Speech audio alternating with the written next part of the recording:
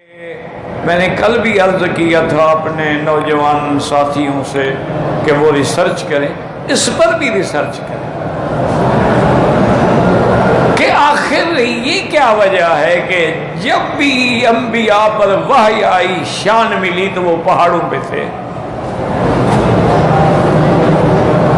یہ قابل تحقیق بات ہے، تحقیق کرو گے انشاءاللہ تو پھر کئی اللہ کی قدرت کے راز کھلیں گے۔ اصل تو تحقیق ہے نا جی، ریسرچ ہے۔ تو آخر دیکھیں حضور صلی اللہ علیہ وسلم پہ جب سب سے پہلے جبریل اترے تو حضور کہاں تھے؟ غار حرا میں، جبل نور کی چوٹی پہ اس غار میں آپ تھے، وہاں جبریل آئے پہلی دفعہ۔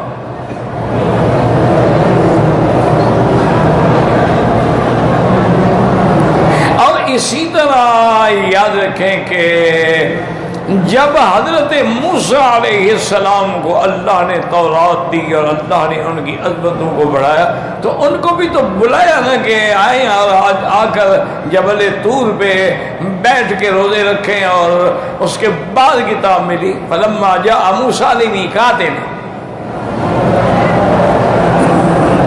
وکلمہ ربہ، تو وہ بھی پہاڑ ہے۔ اچھا، موسیٰ علیہ السلام نے جب عرض کیا کہ ارنی انظر الیک، یا اللہ مجھے اپنا دیدار کرائے، قال، اللہ نے فرمایا آپ نہیں کر سکتے، لن ترانی ولکن انظر الی الجبل، اس پہاڑ کی طرف دیکھو۔ کیوں پھر پہاڑ کا ذکر آ گیا؟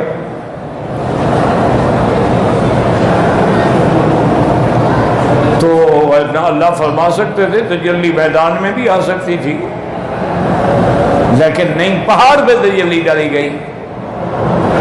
فلما تجلی ربہ للجبل جعلہ دکا وخر موسیٰ صعقا، اللہ نے اس پہاڑ پہ تجلی ڈالی اور ریزہ ریزہ ہو گیا، موسیٰ صاحب بے ہوش ہو کے گر گیا۔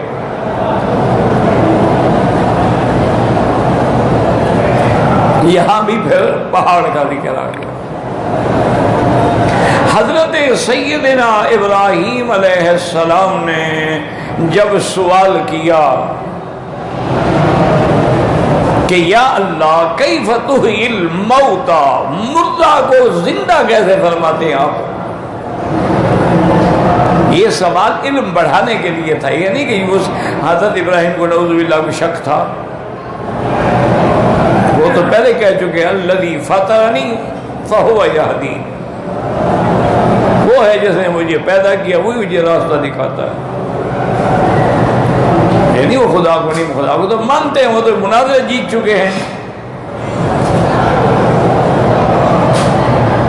کہ جب نمرود سے مناظرہ ہوا تو انہوں نے فرمایا تھا ان اللہ یاتی بالشمس من المشرق فات بہا من المغرب، تو مناظرہ جیت چکے ہیں، وہ تو موحد ہیں، ابو الانبیاء ہیں، انبیاء کے باپ ہیں، ان کو شک نہیں تھا، لیکن وہ کیفیت جاننا چاہتے تھے۔ یعنی اپنے علم کو، ایک ہوتا ہے علم، ایک ہوتا ہے علم الیقین، ایک پھر علم الیقین سے بھی مرتبہ بڑا ہوتا ہے عین الیقین، جب آدمی اپنے آنکھوں سے سب کو ثم لترونها عین الیقین۔ حضرت آدم، حضرت ابراہیم علیہ السلام اس کیفیت کو جاننا چاہتے تھے کہ یا اللہ مردوں کو آپ کیسے زندہ فرماتے ہیں، کیفیت کیا ہوتی ہے؟ یہ تو ہمارا ایمان ہے کہ آپ مردوں کو زندہ فرماتے ہیں، ہمارا ایمان ہے کہ آپ ساری مخلوق بھی جب مر جائے گی، فنا ہو جائے گی، دوبارہ پیدا فرمائیں گے، لیکن اس کی کیفیت کیا ہے؟ اب دیکھیں نا جی، مثلا ایک موبائل ہے، میں کہتا ہوں یار اس کو چلانے کا طریقہ کیا ہے؟ یہ تو مجھے پتہ ہے موبائل ہے،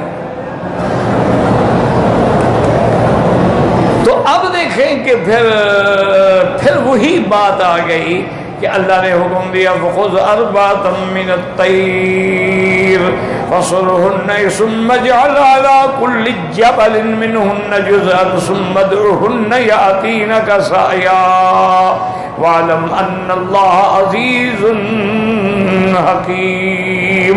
اللہ نے حکم دیا ابراہیم 4 پرندے پکڑ لیں، ان کو ذبح کر کے ٹکڑے ٹکڑے کر کے ان کے گوشت کو ملا دیں، اور جب سارا ملا دیں تو اب اس کو تقسیم کر کے اس کے بعد علی کل جبل، ان پہاڑوں میں، کل جبل سے مراد یہ نہیں کہ ساری دنیا کے پہاڑوں پہ رکھا ہو، بعض کہتے تھے نا کل استغراق کے لیے ہے، تو کبھی استغراق کے لیے نہیں ہوتا، وہ پہاڑ جو حضرت ابراہیم کے سامنے تھے سارے پہاڑ دنیا کے مراد ہی تھے۔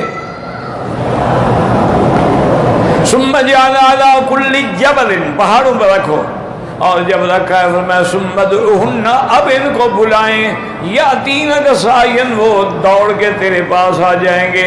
حالانکہ وہ پرندے تھے، اللہ نے یہ نہیں فرمایا کہ وہ اڑ کے تیرے پاس آ جائیں گے، کیونکہ اگر اڑ کے آئیں تو شبہ ہو سکتا ہے کہ وہی پرندے ہیں یا اور ہیں، وہ شکل کے اور آگے ہوں، لیکن جب سامنے چل کے آئیں گے تو پھر یقین ہے وہی ہیں جن کو میں نے ذبح کر کے رکھا ہے، لیکن رکھا کہاں؟ پہاڑوں پہ۔ ثم جعل علی کل جبل، تو اس کی آخر وجہ کیا ہے؟ اسی پر جو نوجوان ساتھی ہیں، اب ہم تو یعنی وہ ہے نا ریٹائرمنٹ کی عمر میں ہے نا، اور ہم تو اب جتنا زندگی گزار رہے ہیں نا یہ بونس ہے، ورنہ آدمی اپنی زندگی تو سمجھو گزار چکا نا، اب تو یہ اللہ جتنا دن کام لینا چاہیں اس کی مرضی، وہ چاہیں تو 90 سال میں ابراہیم علیہ السلام کو اولاد دے دیں، اور اولاد بھی ایسی دیں کہ جن کا ذکر قیامت تک ہوتا رہے، وہ نبی بن جائیں۔ وہ اولاد جو نبی بنی ہے اور اس مقام پہ پہنچی ہے، وہ جوانی میں نہیں ملی ابراہیم علیہ السلام، بڑھاپے کی اولاد ہے۔ اب جب ہم دیکھیں کہ یہاں بھی وہ مسئلہ کیا آیا، پہاڑ، سرکار دو عالم صلی اللہ علیہ وسلم امام الانبیاء والمرسلین، آپ نے جب ہجرت فرمائی تو ہجرت کے وقت کہاں تشریف لے گئے؟ ثانی اثنین اذ ہما فی الغار، پہاڑ کی غار میں۔ کیوں؟ اللہ میں کسی اور جگہ نہیں حضور کو چھپا سکتے تھے، یعنی اگر اللہ چاہتے، اچھا ویسے کافروں کو اندھا کر دیتے، وہ دیکھتے ہی نہ، جیسے گھر سے حضور نکلے ہیں تو کسی نے نہیں دیکھا نا، حالانکہ باہر تو 60 نوجوان کفار مشرکین کے مانے ہوئے کمانڈوز جو تھے وہ تلواریں لے کے کھڑے تھے، حضور انہی کے درمیان سے نکل گئے۔ فرمایا شاہت الوجوہ وعمیت الابصار، اللہ تمہارے منہ جلا دے اور تمہاری آنکھوں کو اندھا کر دے، حضور گزر گئے، کسی نے نہیں دیکھا۔